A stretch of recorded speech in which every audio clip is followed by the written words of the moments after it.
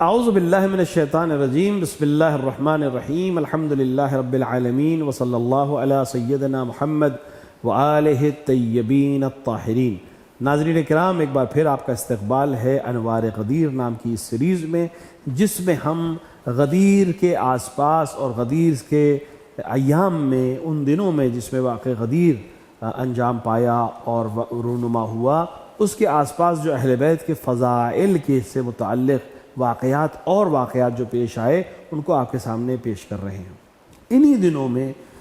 جس زمانے میں عید غدیر کا وقت آتا ہے، یعنی 18 ذی الحج، روایات میں ہے کہ حدیث کسا یعنی آیہ تطہیر بھی نازل ہوئی۔ آیہ تطہیر کے نزول کے سلسلے میں کئی واقعات ہیں، اور حدیث کسا کے سلسلے میں بھی کئی واقعات ہیں، اور اس حدیث کو کئی طرح سے نقل کیا گیا ہے۔ وہ جو سب سے مشہور نقل ہے وہ وہی ہے جو ہمارے اور آپ کے گھروں میں حدیث پڑھی جاتی ہے، جو جناب جابر بن عبداللہ انصاری سے روایت ہے، جو انہوں نے جناب زہرا سلام اللہ علیہا سے کی ہے، اور کہ جناب زہرا نے ارشاد فرمایا کہ ایک دن میرے بابا میرے گھر میں تشریف لائے، اور وہ تفصیل کہ جناب رسول اکرم آرام کرنے لگے، پھر امام حسن تشریف لائے، پھر امام حسین علیہ السلام تشریف لائے، پھر جناب امیر المومنین علیہ السلام تشریف لائے، پھر جناب زہرا خود اس چادر میں داخل ہوئی، اور پیغمبر نے چادر کے دونوں کونوں کو پکڑ کر ایک خیمے کی شکل دے کر بارگاہ الہی میں دعا کی اور درخواست کی کہ یہی میرے اہل بیت ہیں، تو انہیں رجس سے اور پلیدگی سے دور فرما، اور وہ تفصیل کہ خداوند عالم نے پھر اپنے عزت و جلال کی قسم کھا کر یہ بیان کیا کہ جو کچھ زمین و آسمان میں ہے، جو کچھ مخلوق ہے، سب کچھ ان اہل بیت کی اور ان 5 ہستیوں کی محبت میں خلق کیا گیا۔ اور جناب جبرائیل امین نے خدا سے اجازت لی اور چھٹے بننے کی حیثیت سے زمین پر حبوط کیا، زمین پر نازل ہوئے، اور جب چادر کے نیچے اجازت لے کر پیغمبر سے دوبارہ اجازت لے کے چادر کے نیچے آئے تو آیہ تطہیر کی تلاوت کی۔ یہ واقعہ کئی دفعہ پیش آیا۔ عید مباہلہ کے دن بھی جب پیغمبر جیت کر لوٹے مباہلے کو، یعنی وہ مباہلہ جو اصل میں واقعی نہیں ہوا کیونکہ ان لوگوں نے انکار کر دیا مباہلہ کرنے سے، تو وہاں بھی روایت میں کہ پیغمبر نے چادر کے نیچے سب کو اکٹھا کر کے یہ بات کہی کہ یہ میرے اہل بیت ہیں۔ اور خاصیت حدیث کسا کی یہ ہے کہ جو انسان اس کو پڑھ کر دعا کرے وہ دعا قبول ہوتی ہے۔ خداوند عالم نے آیہ تطہیر کو نازل کیا، اور حدیث کسا اور آیہ تطہیر کو جب ہم ملاتے ہیں تو بہت سے نکات ہیں جو ولایت کی طرف، عظمت ائمہ کی طرف، عظمت اہل بیت کی طرف انسان کو متوجہ کرتے ہیں۔ انسان اگر روایت کو ہم دیکھیں تو روایت جناب زہرا سے، یعنی قصے کو، داستان کو، واقعے کو جناب زہرا بیان کر رہی ہیں، اور جناب زہرا نے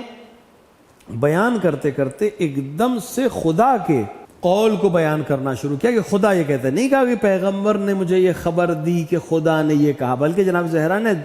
مستقیماً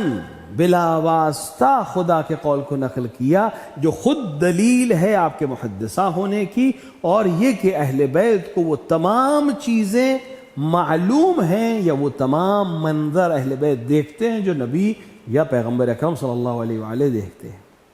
یہ عظمت ہے۔ اور اسی طرح جب جبرائیل نے سوال کیا کہ اے پروردگار کون ہے کسا کے نیچے، تو امیر المومنین کے ہوتے ہوئے، پیغمبر اکرم صلی اللہ علیہ وآلہ کے ہوتے ہوئے، امام حسن امام حسین کے ہوتے ہوئے محوریت جناب زہرا سلام اللہ علیہا کو دی گئی، جو عظمت جناب زہرا کو بیان کرتی ہے۔ اب اگر کوئی انسان دعویٰ کرے کہ میں محبت کرتا ہوں پیغمبر سے لیکن جناب زہرا اس سے راضی نہ ہوں، یا جناب زہرا اس سے نفرت کرتی ہوں یا اس کے لیے بد دعا کرتی ہوں، تو وہ کیسے اپنے آپ کو صحیح کہہ سکتا ہے؟ یہ عظمت ہے جناب زہرا سلام اللہ علیہا کی۔ اور مختلف روایات اہل سنت منابع میں بھی اور اہل حق یعنی اہل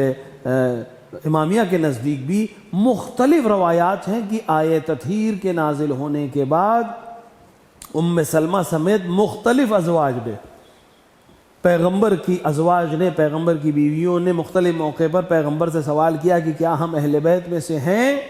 جناب ام سلمہ کو یہ کہہ کر پیغمبر نے اس طرح سے بیان کیا کہ تم اہل بیت میں سے نہیں ہو لیکن خیر پر ہو، انتی علی الخیر، باقیوں کے لیے یہ بھی نہیں کہا۔ تو اس طرح سے اہل بیت خاص ہیں، یہ افراد یہ خاص ہیں، اور جبرائیل نے چھٹا کہہ کر اور چادر میں داخل ہو کے باب بند کر دیا کہ اب کوئی ساتواں اس میں نہیں آئے گا۔ اور جس طرح آپ دیکھیں باقی جو روایات ہیں، باقی جو دعائیں ہیں، ایک حدیث ہے، ایک واقعہ ہے، ایک روایت ہے،